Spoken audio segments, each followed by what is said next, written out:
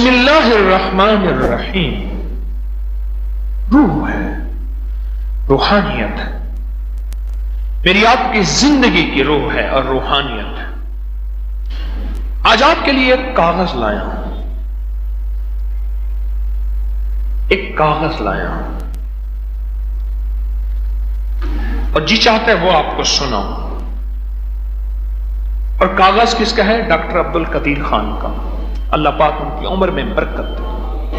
ہمارے ملک کے ماہ ناز سائنسدان، ہمارے ملک کے محسن. میں یقین جانیے جہاں بڑی بڑی ہستیوں کے لیے روز دعائیں کرتا ہوں، وہاں اپنے ملک کے ایٹمی نظام کی حفاظت اور ڈاکٹر عبد القدیر خان اور ایک اور سائنسدان ہیں ایٹمی، سلطان بشیر الدین، غالباً یہی نام ہے، ان کے لیے بہت دعائیں کرتا ہوں. پچھلے دنوں میرے ایک دوست نے مجھے ایک توجہ دلائی، ایک سفر کے دوران ایک توجہ دلائی. مجھے کہنے لگے آپ نے جنگ کے کالم میں ہر ہفتے کے دن، پیر کے دن ان کا ایک کالم چھپتا ہے، آپ نے وہ کالم پڑھا؟ میں نے کہا اصل میں اخبار چیزوں سے میرا کچھ زیادہ رابطہ نہیں. میں نے اس وقت ان کو دوست کے ذریعے سے اپنے ایک مسن سے عرض کیا. انہوں نے پھر وہ نیٹ سے اخبار نکالا، اخبار نکال کے ہمارے ایک ساتھی تھے ان کے موبائل کے واٹس ایپ پہ وہ آرٹیکل آ گیا. اس آرٹیکل کا میں نے پرنٹ نکالا.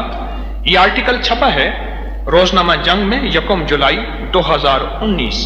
یہ پچھلے سے پچھلے ہفتے، غالباً پچھلے سے پچھلے پیر کے دن اور بروز پیر یہ آرٹیکل چھپا ہے. میری باتیں بہت سنی اس موضوع کی. آج یہ موضوع جو بیان کر رہا یہ میرا ہی موضوع ہے.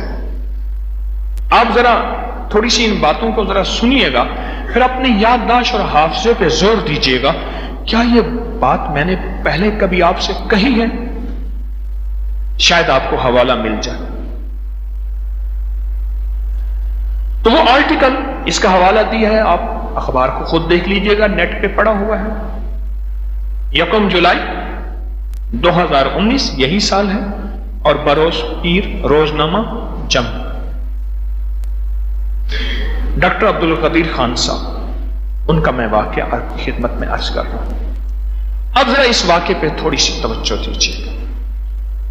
ڈاکٹر صاحب لکھتے ہیں یہ ایک سچا اور نہایت دلچسپ واقعہ ہے. سچا بھی ہے اور دلچسپ بھی ہے، جو میرے ایک دوست نے مجھے بھیجا ہے. اس کی دلچسپی اور اہمیت کی خاطر اس کو میں آپ کی خدمت میں پیش کر رہا ہوں. زندگی بھر، اس واقعے کا عنوان ہے زندگی بھر بیمار نہ ہونے کا راز. زندگی بھر بیمار نہ ہونے کا راز. لکھتے ہیں کہ ایک فلم کی لوکیشن کے سلسلے میں وہاں میرا شارجہ اور شارجہ سے آگے فجیرہ جاتے ہوئے راستہ پڑتا ہے. ان کے دوست نے بتایا وہاں اونٹ فارمنگ کے لیے بہت وسیع ایک ریس کورس ہے، بہت بڑا اونٹوں کی ریس کا ایک بہت نظام ہے. شارجہ سے آگے وہاں ایک گاؤں ہے تو گاؤں لیکن جدید سہولتوں سے آراستہ. ہم 11 بجے پہنچے تو گائیڈ سے ریس کورس کا راستہ پوچھ کے اس کے ساتھ ہو لیے. راستے میں ایک قدیم مسجد دیکھنے کو ملی، اس کے ساتھ ہی چائے کی کینٹین جس کے باہر بینچ پر کئی عربی بیٹھے چائے پی رہے تھے. ایک کافی بوڑھا شخص جو شکل سے بلوچ لگتا تھا. ہمارے یہ گوادر کے بلوچ جتنے بھی ہیں ان کی رشتہ داریاں شارجہ، قطر، ان ریاستوں میں ہیں، حتیٰ کہ ان کے لیے ویزا وغیرہ بھی کچھ نہیں ہے، کشتیوں سے آتے جاتے رہتے ہیں. یہ وہاں کوئی وہاں رہتے ہیں، کوئی یہاں رہتے ہیں. یہ اس بلوچ کی بات ہمارے محترم ڈاکٹر عبد القدیر خان صاحب کر رہے ہیں. بلوچ لگتا تھا. میں علم کی تلاش میں سرگرداں، سٹاف کو دور بٹھایا اور چائے لے کر ان کے پاس پہنچا، سلام کیا. اندازہ درست نکلا وہ بلوچ تھے. اپنے آنے کا مقصد بیان کیا تو انہوں نے پاس بٹھا لیا اور پھر میرے اصرار پر اونٹ کے بارے میں نہایت مفید اور لاجواب معلومات دی. خیر بات ختم ہوئی. میں نے اپنی عمر بتائی، ان کی عمر پوچھی تو معلوم ہوا کہ 95 سال ان کی عمر ہے اور ان کے والد کا انتقال 105 سال کی عمر میں ہوا تھا۔ کہنے لگے تم میرے مقابلے میں ابھی جوان ہو۔ میں نے بات کو پلٹتے ہوئے ذرا ہچکچاہٹ سے پوچھا آپ کی صحت کا راز تو بتائیں۔ 95 سال آپ کی صحت ہے اور آپ کے والد صاحب 105 سال کی عمر میں فوت ہوئے تھے، اور میرے خیال میں احتیاطاً ہی ہوئے ہوں گے، احتیاطاً ہی فوت ہوئے ہوں گے۔ میں نے پوچھا کہ آپ کی صحت کا راز؟ کہنے لگے بس بیمار نہ پڑو، یہ صحت کا راز، بس بیمار نہ پڑو۔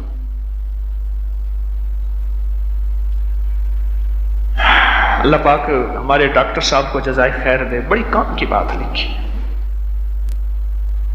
ڈاکٹر صاحب نے جو بات لکھی ہے یہ لگتا ہے کہ ان کے اندر کی روح کی بات ہے، ان کے اندر کی بات ہے۔ میں ایک بات سوچ رہا ہوں، ایٹمی دنیا کی انتہا تک پہنچنے والا شخص جو ملک کی عزت اور ناموری کا ذریعہ بنا، وہ شخص بھی اپنی ساری ایٹمی ریسرچ کے بعد اس ریسرچ کو بتا رہا جو آج میں آپ کی خدمت میں پیش کر رہا ہوں۔ اس بابے نے ایک بات جو کہی وہ کہنے لگا بس بیمار نہ پڑو۔ میں نے کہا یہ تو ہمارے بس کی بات نہیں۔ ہنستے ہوئے کہنے لگے بہت آرام سے ہمارے بس کی بات ہے۔ بابا جی جس کی عمر کتنی تھی؟ 95 سال، بڑے بس کی بات ہے، کوئی مسئلہ ہی نہیں، بس ہمارے بس کی بات ہے۔ تو میں نے پوچھا کیسے؟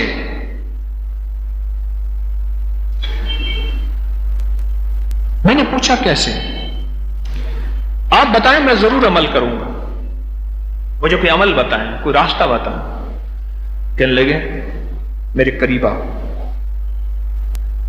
آہستہ سے کہنے لگے منہ میں، آہستہ سے کہنے لگے منہ میں کوئی بھی چیز بسم اللہ کے بغیر نہ ڈالنا، پانی کا قطرہ ہو یا چنے کا دانہ ہو، بس وہ آواز، بس۔ آپ کو یاد ہے میں نے ایک دفعہ ایک درس میں بات کہی تھی، ہر لقمے کے ساتھ بسم اللہ الرحمن الرحیم پڑھیں۔ آپ یہ نیٹ پہ میرا درس ڈھونڈیے گا، مجھے یاد نہیں کون سے نمبر کا ہے، کہاں پڑھا ہے، پر مجھے میں نے یاد ہے کہ یہ بات میں نے آپ سے عرض کی تھی۔ روحانی اجتماع میں؟ اچھا بس حوالہ مل گیا، لہذا اگر روحانی اجتماع میں ہے تو پھر اس کا ڈھونڈنا بھی نیٹ پہ آسان ہوگا۔ اب یہ بات پھر دوہرا رہا ہوں، ذرا غور سے سنیے گا، اب پھر ذرا غور سے سنیے گا۔ جواب کہنے لگا کان ادھر لا۔ بلوچ بابے نے کہا، ایسا سے کہنے لگے منہ میں کوئی بھی چیز بسم اللہ کے بغیر نہیں ڈالنی، پانی کا قطرہ ہو یا چنے کا دانہ، کوئی غذا ہو۔ میں خاموش ہو گیا، پھر مجھے کہنے لگے آگے ذرا وضاحت سنیے جو ڈاکٹر عبد القدیر خان صاحب نے لکھی ہے۔ اللہ نے کوئی چیز بے مقصد اور بلا وجہ نہیں بنائی، ہر چیز میں حکمت ہے، اس میں فائدے اور نقصان دونوں پوشیدہ ہیں۔ جب ہم کوئی چیز بسم اللہ پڑھ کر منہ میں ڈالتے ہیں اللہ اس میں سے نقصان نکال دیتا ہے، اللہ اس میں سے نقصان، ہر چیز میں وہ کہتے ہیں نفع بھی ہے اور نقصان بھی ہے، ہر چیز میں۔ جب ہم بسم اللہ الرحمن الرحیم پڑھ کے کوئی چیز منہ میں ڈالتے ہیں اللہ اس سے نقصان نکال دیتا ہے۔ ہمیشہ بسم اللہ پڑھ کر کھاؤ پیو، دل میں بار بار خالق کا شکر ادا کرتے رہو، ختم کر لو تو شکر ادا کرو، کبھی بیمار نہیں پڑو گے۔ میری آنکھیں تر ہو چکی تھیں، میری آنکھیں تر ہو چکی تھیں، ڈاکٹر صاحب لکھتے ہیں میری آنکھیں تر ہو چکی تھیں۔ یہ کتنا بڑا عالم ہے، یہ کتنا بڑا مولوی ہے، یہ کتنا بڑا پیر و مرشد ہے، یہ بابا بلوچ